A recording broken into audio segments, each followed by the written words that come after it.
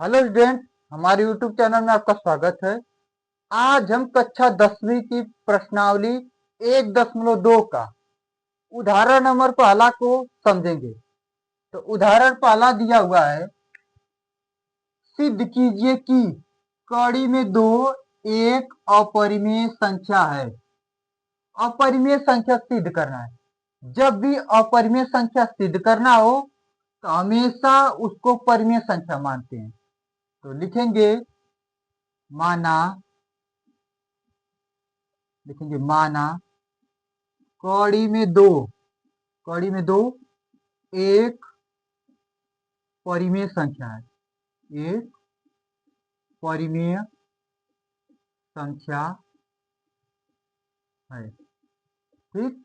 जब भी अपरिमेय संख्या सिद्ध करना हो, ठीक, तो हमेशा उसको विपरीत माना जाता है, परिमेय संख्या माना जाता है। तो लिखेंगे माना कड़ी में दो एक परिमेय संख्या। अब जब परिमेय संख्या है तो उसको पी बटा क्यू के रूप में लिख सकते हैं। तो लिखेंगे कड़ी में दो बराबर पी बटा क्यू। पी बटा क्यू क्योंकि परिमेय संख्या पी बटा क्यू के रूप में होती है। ठीक है, क्वेश्चन में लिख देंगे जहाँ जहाँ क्यू नॉट इक्वल जीरो है। ये रूल होता है परिमेय संख्या क्यू नॉट इक्वल जीरो है तथा तथा पी व क्यू सअभाज्य संख्या है। अभाज्य अभाज्य संख्या है। ठीक है, ये लिख देंगे कोष्टक में। जहाँ क्यू नॉट इक्वल जीरो है, ये परिमेय संख्या का रूल होता है कि नीचे जीरो कभी नहीं होगा। तथा पी व क्यू सअभाज्य संख्या। अब सअभाज्य संख्या क्या होता है? जिनका मौसम एक होता है उसको सअभाज्य संख्या कहते हैं। ठीक, तो सअभाज्य संख्या हो गया है। ठीक है, अब क्या करेंगे, क्यू को इधर गुणा कर लेंगे। क्यू को इधर गुणा करेंगे तो हो जाएगा कड़ी में दो क्यू, कड़ी में दो और क्यू हो जाएगा और बराबर होगा पी के। अब दोनों पक्षों को क्या करेंगे, वर्ग करेंगे, स्क्वायर।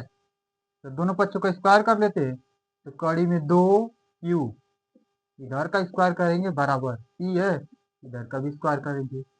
दोनों का स्क्वायर करेंगे तो कड़ी में से दो बाहर आ जाएगा। तो दो क्यू स्क्वायर बराबर हो जाएगा पी स्क्वायर की। ठीक, अब दो इधर गुणा में इधर आएगा तो भाग हो जाएगा पी के स्क्वायर की। ठीक है, तो क्यू स्क्वायर बराबर हो जाएगा पी स्क्वायर बटा दो हो जाएगा।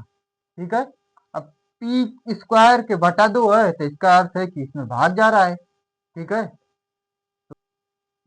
लिखेंगे पी स्क्वायर कामा दो से विभाजित है, विभाजित है।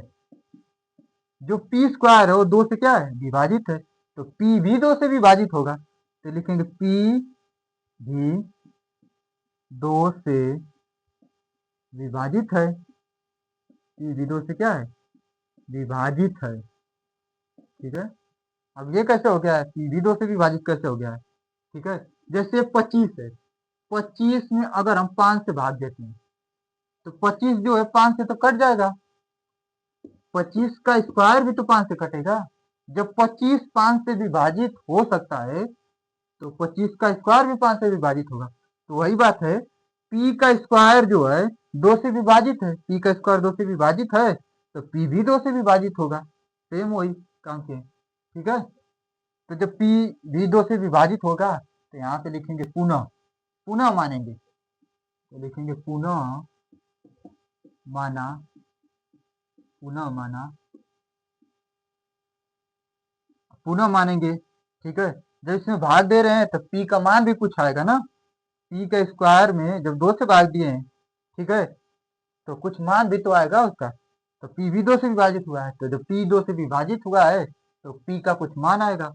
ठीक है, तो माना, लिखेंगे पुनः माना पी बराबर दो एम मान लेते हैं। पी का मान क्या मान लेते हैं, दो मान, एम मान लेते हैं कि पी में जब हम दो से भाग दिए हैं तो आ गया है दो एम आ गया है। ठीक है, अब P बराबर आ गया है दो एम।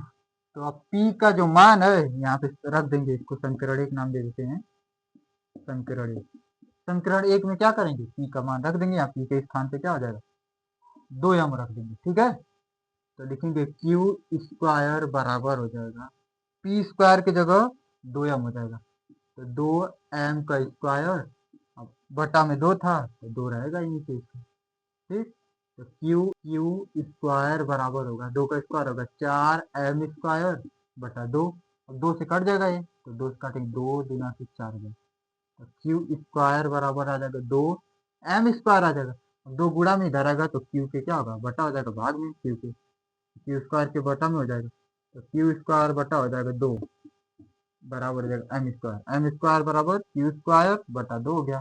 ठीक है, अब जैसे पी का स्क्वायर के बटा 2 था तो पी स्क्वायर 2 से विभाजित था, तो इसी तरफ क्यू भी 2 से विभाजित होगा। ठीक है, तो लिखेंगे क्यू स्क्वायर कामा 2 से विभाजित है, जो लाइन यहाँ पे लिखे हैं सेम वैसे ही लिख रहे हैं, जैसे पी का स्क्वायर 2 से विभाजित था उसी तरफ क्यू का स्क्वायर 2 से विभाजित है, विभाजित है। अब जब क्यू का स्क्वायर 2 से विभाजित है तो क्यू भी 2 से विभाजित होगा, तो लिखेंगे क्यू भी 2 से विभाजित है। ठीक है, क्यू भी 2 से विभाजित है। ठीक है, अब जब क्यू 2 से विभाजित हो गया है तब क्या देखेंगे, यहाँ पर पी स्क्वायर 2 से विभाजित था, यहाँ क्यू स्क्वायर 2 से विभाजित था, तो इसका अर्थ है कि जो हमने पहले माना था पी और क्यू सवाभाज्य संख्या, वो कथन क्या है, असत्य है, गलत है। ठीक है, तो जब वो कथन असत्य है तो जिससे विरोधाभास उत्पन्न हो रहा है। ठीक है, क्योंकि यहाँ पे पी और क्यू हमने सवाभाज्य संख्या माना है, सवाभाज्य संख्या माना है तो उसका गुणनखंड सिर्फ एक हो सकता है। ठीक है, एक से सिर्फ विभाजित होगा, लेकिन यहाँ पर पी स्क्वायर जो है 2 से विभाजित हो रहा है, यहाँ क्यू स्क्वायर 2 से विभाजित हो रहा है, इसलिए हमारा कथन क्या है, पहले जो माने थे परिमेय संख्या हमने जो माना था वह कथन असत्य है, जिससे विरोधाभास उत्पन्न हो रहा है, तो ऐसा सिद्ध हो गया कि कड़ी में 2 एक क्या है, अपरिमेय संख्या है, तो इधर लिख दे रहे हैं हिंदी। ठीक, तो लिखेंगे अतः हमारा अतः हमारा कथन असत्य है, कथन असत्य है, कथन असत्य है, जिससे जिससे विरोधाभास विरोधाभास उत्पन्न होता है, उत्पन्न होता है। अतः अतः कड़ी में 2 एक अपरिमेय अपरिमेय संख्या है, कड़ी में 2 एक अपरिमेय संख्या।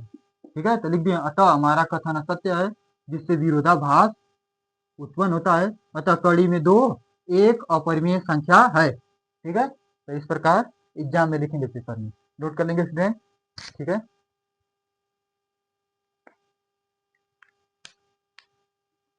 उम्मीद करते हैं वीडियो आपको अच्छा लगा, अगर अच्छा लगा है तो एक लाइक बनता है। धन्यवाद।